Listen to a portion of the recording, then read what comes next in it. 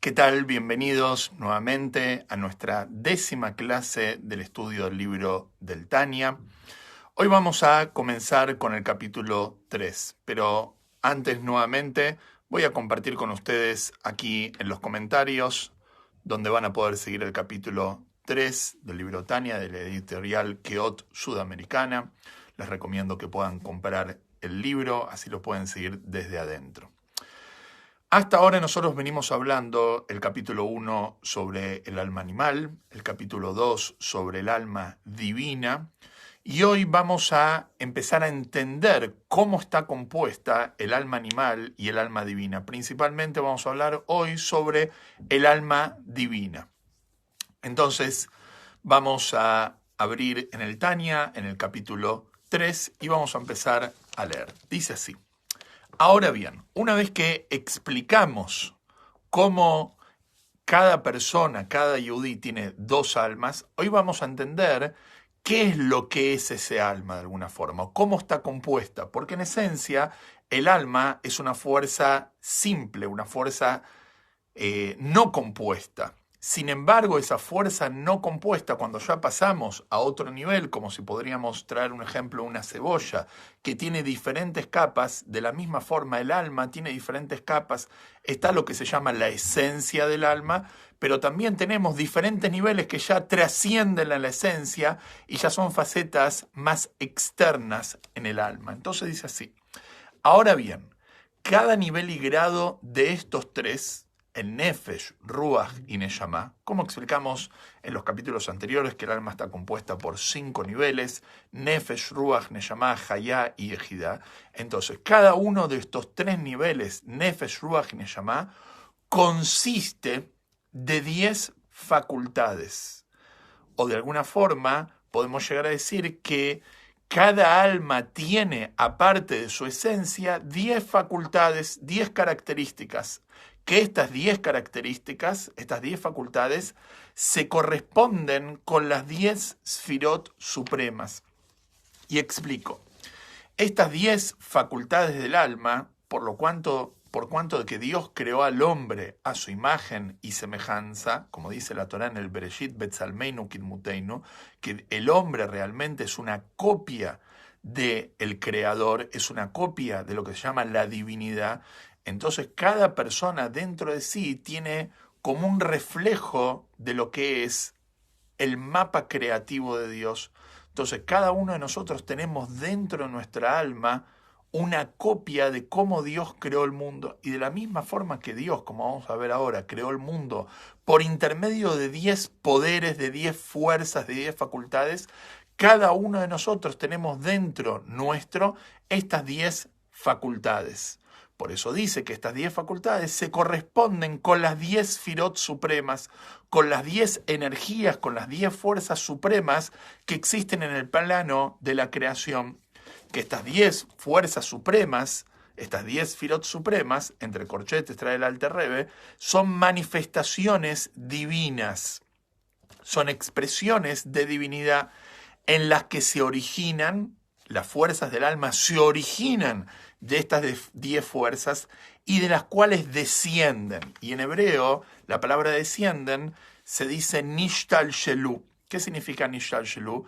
Nishtal shelu viene de la palabra shalsheret. ¿Qué es la palabra shalsheret? Shalsheret es como una cadena. De la misma forma que cuando nosotros miramos una cadena, la cadena está compuesta por diferentes eslabones. Un eslabón al lado del otro. Entonces, cuando una persona de alguna forma toca el eslabón de una punta, se mueve el eslabón de la otra punta. De la misma forma, el alma. El alma es como que viene eslabón tras eslabón de estas 10 facultades divinas, obviamente en un proceso, como contamos ya en el capítulo 2, de descenso del alma. Sin embargo, al final de cuentas, está unida con su fuente original, que son estas 10 sfirot supremas. ¿Qué se subdividen estas 10 sfirot, estas 10 fuerzas? Se subdividen en 2 categorías generales. Si nosotros tendríamos que de alguna forma, dice el Alter Rebbe, que hablar y poder dividir estas 10 fuerzas, las tendríamos que dividir en 2 categorías. ¿Cuáles son estas 2 categorías? Estas dos categorías son lo que la mayoría de nosotros somos. La mayoría de los seres humanos los podemos dividir en dos tipos de clases.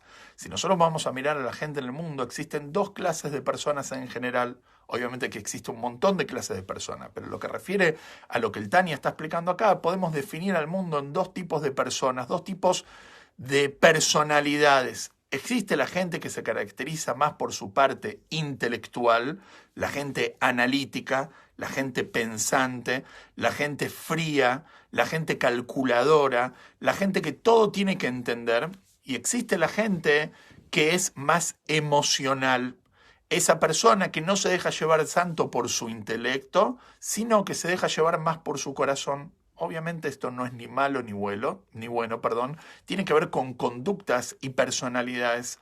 Hay gente que a la hora de actuar se deja llevar más por su pensamiento, por su mente, y hay gente que se deja llevar más por su corazón, por sus emociones. ¿Esto de dónde viene? Tiene que ver con las fuerzas del alma. Hay gente donde está más, de alguna forma, revelado su parte intelectual, como se dice en hebreo, su segel, y hay gente que está más revelada su parte emocional, como se dice en hebreo, sus midot. Entonces vamos a explicar, ahora el Tanya va a explicar cómo realmente están compuestas estas dos grandes fuerzas que hay en la persona, la parte intelectual y la parte emocional. Y leo adentro. Estas dos grandes categorías del intelecto y emociones, estas son tres madres que realmente se refiere a las fuerzas intelectuales, y después vamos a explicar por qué se llaman madres el intelecto, y 7 dobles. ¿Qué significa 7 dobles? El Alter Rebbe lo va a explicar ahora. Dice así: a saber, ¿cuáles son las tres madres? La primera fuerza de las tres madres del intelecto son Jochma, que se traduciría como sabiduría, Bina, que es entendimiento, y como último, la tercera y última fuerza que tiene que ver con el mundo intelectual de la persona es Dat, comprensión. Y esto dijimos que son madres. ¿Por qué son madres? Porque de la misma forma que una madre es quien da a luz a su hijo, de la misma forma el intelecto es el que da a luz a las emociones. Como decimos que no existe un sentimiento sin un pensamiento previo. Normalmente la persona, antes de sentir algo, lo pensó. Lo que pasa es que nosotros no llegamos a detectar ese momento y todo sucede de una forma muy veloz. Pero realmente si lo podríamos desmenuzar y lo podríamos poner sobre una mesa, cómo es nuestro proceso desde que entendemos algo hasta que lo hacemos, primero entendemos algo, después sentimos ese pensamiento y después lo terminamos ejecutando. Entonces, de la misma forma que una madre es quien gesta a su hijo, de la misma forma el intelecto es quien gesta a las emociones. Y sigo leyendo.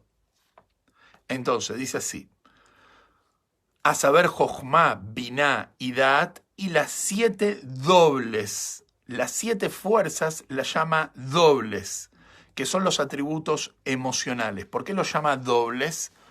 Porque las emociones las encontramos en una doble faceta. Existen emociones en la persona que están marcadas, que son fuertes, y existen emociones que en la persona son más débiles.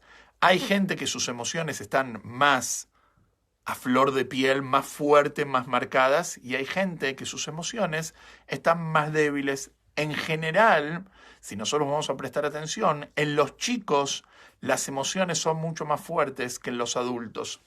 Y veamos en la práctica, cuando un chico quiere algo y nosotros no se lo damos, se pone a llorar y es muy difícil poder controlar ese llanto en el chico. ¿Por qué? Porque el chico tiene las emociones muy marcadas en él. ¿Por qué? Justamente porque en el chico todavía no está muy desarrollado su parte intelectual. Y el intelecto realmente en la persona es quien puede controlar las emociones. Cuando una persona de alguna forma se deja llevar mucho por sus emociones, eso es una señal que le falta ejercitar su parte intelectual, O al revés, cuando una persona es muy fría y no se emociona y no expresa su parte sentimental, es una señal que realmente esa persona se está dejando llevar mucho por su intelecto. Entonces el chico, por cuanto que todavía no tiene desarrollado su parte intelectual como un adulto, lo tiene, obviamente, pero le falta todo lo que es el proceso educativo en este chico, y de alguna forma eso es lo que va a hacer en el chico que pueda controlar sus emociones. Por eso cuando a un chico no le damos algo que él quiere, se pone a llorar. ¿Por qué? Porque ese chico se deja llevar por sus emociones. En un adulto a veces nos enojamos con alguien, y si nos dejaríamos llevar por nuestras emociones, le podríamos llegar a gritar a esa persona, o Dios libre pegarle a esa persona. Sin embargo, una persona adulta, una persona madura, en el momento que siente eso, se controla con su intelecto. ¿Por qué? Porque el intelecto es quien puede de alguna forma dominar las emociones. Por eso decimos que existen las 7 emociones dobles, tanto en un sentido fuerte, tanto en un sentido débil. Entonces, en resumen, tenemos 3 madres y 7 dobles. Y sigo leyendo. Estas 7 dobles son conocidos como los 7 días de la creación. Como nosotros sabemos que cuando Dios creó el mundo en cada día utilizó una sefirá, una faceta diferente. Por ejemplo, si miramos en el Bereshit, en la creación del mundo, vamos a verlo claramente. En el primer día que creó Dios creó la luz. ¿Qué es luz? Luz es bondad, luz es dar. Luz es de alguna forma dar en forma indiscriminada. Cuando el sol alumbra, el sol no empieza a preguntarse a quién le doy y a quién no le doy. El sol alumbra a todos por igual. Cuando Dios creó en el primer día la luz, era una forma dar en forma indiscriminada. Por eso el primer día de la creación es Gesed, es bondad. Sin embargo, el segundo día de la creación, ¿qué es lo que hizo Dios? Dios separó las aguas. En el primer día las aguas estaban en forma inundando en el mundo. El mundo estaba completo de agua. La Torá nos cuenta que en el segundo día Dios dividió las aguas y mandó las aguas que tenían que ir para abajo, y las aguas para arriba, para arriba. Eso, el concepto de dividir, claramente es un concepto de geburá, severidad, orden. No le doy a todos por igual, sino le doy a cada cosa según lo que corresponde. Y así sucesivamente, cada día de la creación, Dios utilizó una sefirá diferente. Por eso decimos que los 6 días de la creación, que Dios creó el mundo, cada día utilizó una sefirá diferente, y nosotros, al haber sido creados a imagen y semejanza de Dios, tenemos dentro de nosotros estas características, estas 7 fuerzas del alma: Gesed, Geburá, Tiferet, Netzach, Od, Yesod y Malhut, que lo vamos a explicar más adelante qué significa cada una. ¿Por qué decimos, interesante, que Dios creó el mundo por medio de las emociones y no decimos que Dios creó el mundo por medio del intelecto? ¿Por qué decimos que Dios creó el mundo con Gesed, con Geburá, con Tiferet? No decimos que Dios creó el mundo con Jochma, con Biná y con Dat. Muy interesante. Cuando nosotros hablamos de la diferencia entre intelecto y emociones, lo vemos en nosotros mismos. El intelecto tiene que ver uno con uno mismo. Cuando una persona quiere pensar, normalmente se tiene que aislar del mundo. Cuando hay ruido, cuando hay gente, la persona no se puede concentrar. El intelecto es una fuerza que tiene que ver con uno mismo. La persona, al pensar, de alguna forma, tiene que ver él con uno mismo, no necesita al otro para pensar y meditar. Sin embargo, emociones es totalmente lo contrario. No existe una expresión de bondad o de amor o de odio si no es para otra persona. Hacia uno mismo no existe una persona que exprese sentimientos hacia uno mismo. Seguro que existe, pero las emociones, en términos generales, son fuerzas dedicadas al prójimo. Cuando Dios crea el mundo, no utiliza su faceta intelectual, porque si Dios hubiera utilizado su faceta intelectual, entonces no hubiera creado el mundo, se hubiera quedado Él consigo mismo. Él se hubiera quedado solo y no hubiera creado algo, entre comillas, externo a Él. Cuando Dios crea el mundo, utiliza sus fuerzas emocionales. De alguna forma lo que está queriendo decir, yo estoy dando lugar a algo fuera de mí. Por eso expreso mis emociones. De la misma forma que un hombre, una persona expresa sus emociones hacia el prójimo. Sigo leyendo. Los 7 días de la creación, que son Gesed, bondad, Geburá, severidad, como explicamos recién, y Tiferet, belleza, que lo vamos a explicar más adelante cada uno qué significa. Tiferet vendría a ser el punto medio entre la bondad y la severidad, que ese es el punto de belleza. Sigo leyendo. Así también, entonces estamos en el capítulo 3 del Tania. Voy a compartir nuevamente para los que entraron recién el libro Tania en el capítulo 3, así lo pueden seguir desde adentro, o si después lo quieren imprimir o comprar el libro. Sigo leyendo. Así también, tal como las 10 Sefirot supremas se dividen en 2 categorías, entonces, ¿qué es lo que dijimos? Que las fuerzas del alma vienen en descenso, pero en esencia vienen de las fuerzas supremas creativas. Entonces, de la misma forma que estas fuerzas creativas se subdividen en 2 categorías, las fuerzas intelectuales y las fuerzas emocionales, y como explicamos recién que Dios utilizó las fuerzas emocionales para crear el mundo, así también, tal como las 10 Sefirot supremas se dividen en 2 categorías generales, del mismo modo, el alma humana, el alma de la persona, el alma del hombre y sus 10 facultades están divididas en 2 categorías generales. La persona dentro de sí tiene estas fuerzas que se dividen en 2 categorías generales. ¿Cuáles son? Como ya explicamos. Sehel, el intelecto, y Midot, que son los atributos emocionales. Y vamos a empezar a explicar las fuerzas intelectuales en la persona. No sé si ustedes alguna vez se pusieron a pensar cómo pensamos, valga la redundancia. ¿Cómo es que realmente se incorpora una idea en nuestro intelecto? ¿Cómo es que realmente empezamos a entender una idea hasta que finalmente la entendemos cabalmente y profundamente? Entonces, si vamos a prestar atención, cuando una persona se pone a pensar en algo, existe un momento donde la persona no entiende y de repente pasa a entenderlo. Ese momento que la persona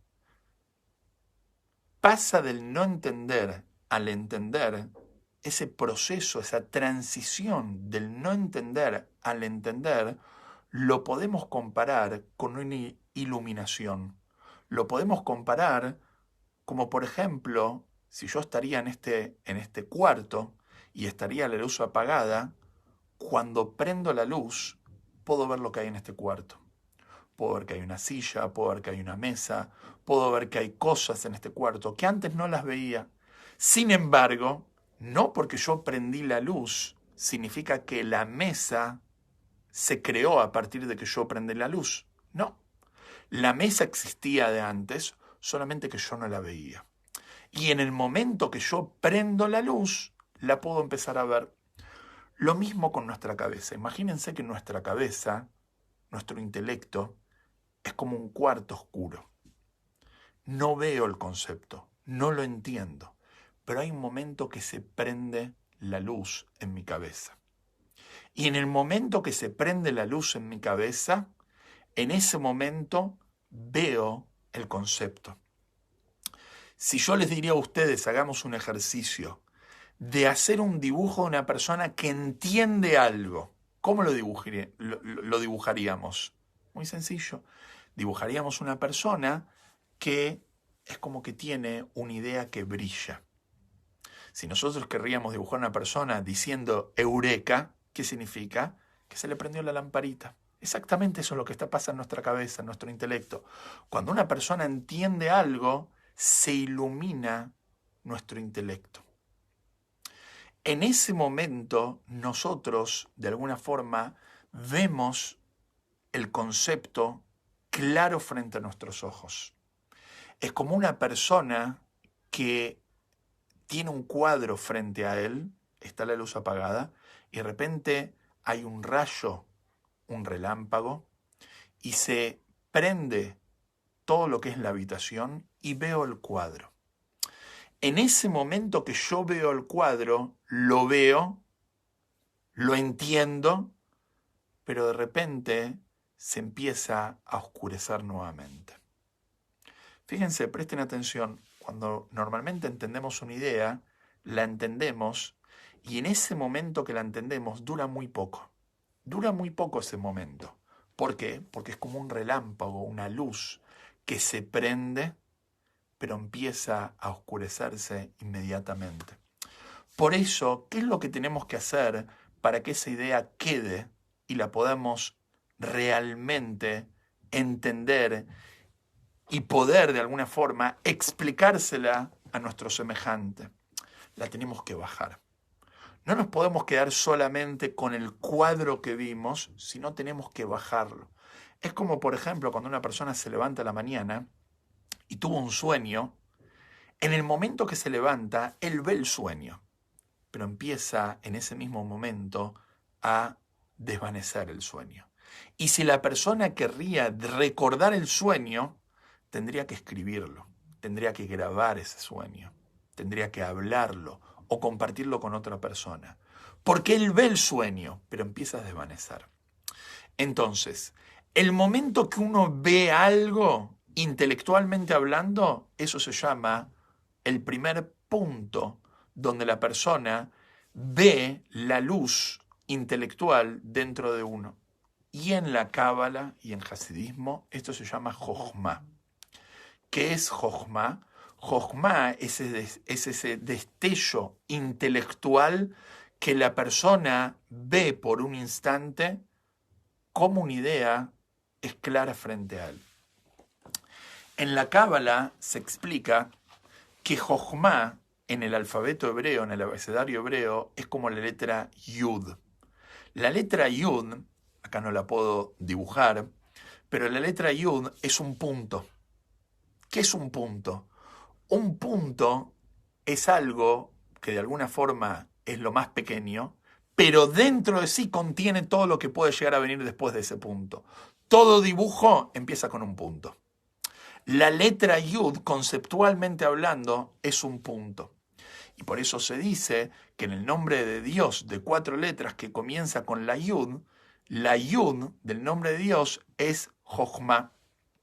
Si lo hablamos en lo que somos como personas, la faceta masculina es la letra Yud.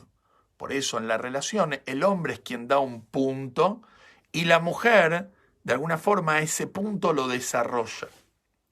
Y esa es la segunda fuerza del alma. ¿Qué es la segunda fuerza del alma? Es la fuerza del desarrollo y es el desmenuzar una idea. No es quedarse con un punto, no es quedarse con lo que vi, sino poder desarrollarlo. Poder de alguna forma entenderlo en todos sus detalles y no quedarme solamente con un punto, con la semilla. A pesar que la semilla dentro de sí, potencialmente hablando, contiene todo lo que va a venir después en el árbol. Sin embargo, como ya explicamos en una clase anterior, si uno va a agarrar una semilla y la va a partir por la mitad y va a mirar por un microscopio lo que hay en la semilla, no hay un árbol pequeño. No. Es el árbol, pero en forma de semilla.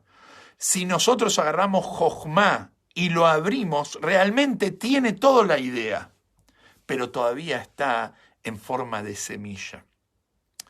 ¿Cuál es la segunda fuerza del alma? Se llama Binah. ¿Qué es Binah? Binah es el desarrollo de Jochma. En las letras en el abecedario hebreo, esto vendría a ser la letra Hei. La letra Hei, si lo vamos a mirar, es como así y así. Es un punto desarrollado. Es agarrar el punto de Jochma y desarrollarlo. Por eso a la mujer se le dice que ella tiene Binah. ¿Por qué?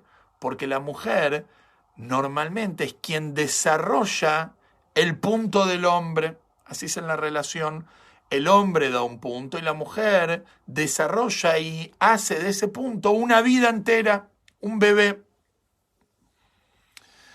Vamos a verlo de adentro. Dice así, vamos a verlo de adentro.